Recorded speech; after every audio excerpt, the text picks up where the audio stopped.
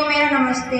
शिवानी मेरा नाम है, ढकपुरा मेरा गांव है। सच्चाई की रास्ता तो मैंने भी अपनी बुआ के द्वारा जानी और शिक्षा में दीदी से लेती हूँ तो इनका भी धन्यवाद करती हूँ कि हे मेरे पिता परमेश्वर, मेरे अगुआ देश विदेश जाए, वहाँ से आते हुए शिक्षा ज्ञान सीख के आए मेरे परमेश्वर, और जहाँ तक सूर्य की किरण जाए मेरे परमेश्वर, वहाँ तक मेरे अगुआओं को लेके जाना पिता।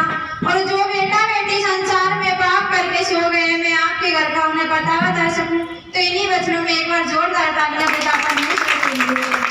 आज मैं तो इतनी दलदल की कीचड़ों में पड़ी थी कि मैं परमेश्वर को नहीं जानती थी, लेकिन धन्यवाद है मेरी बुआ का कि बुआ ने मुझे बताया कि मेरे यहाँ सत्संग होता है। तो मैं एक बार आई, मेरी बगल में गांठ थी, तो मेरी बुआ ने बताया, मेरे पापा ने इतना इलाज कराया था लेकिन मेरी गांठ कहीं ठीक नहीं हुई थी। और मैं आई महिमा में सबसे पहले आगे बैठ गई और वहाँ बैठ करके मैं ऐसे देखती रही, हर बेटा बेटियों की मैंने गवाही सुनी।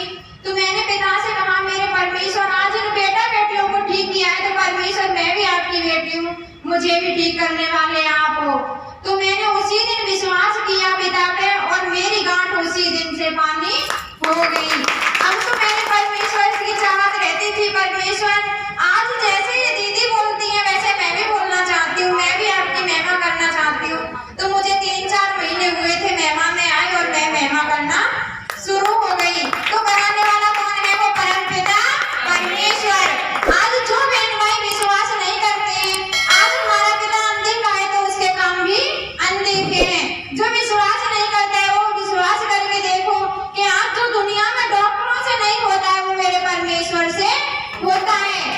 मेरे जीवन में परमेश्वर ने इतने बड़े बड़े कार्य किए, मैंने कभी सोचा नहीं था कि परमेश्वर जो पढ़ाई लिखाई करके डॉक्टर बनते हैं, मैं इतनी बड़ी डॉक्टर बनाती हूँ परमेश्वर कि पिता का धन्यवाद करूँ। कितने लफ्जों में मैं धन्यवाद करूँ वो भी कम है।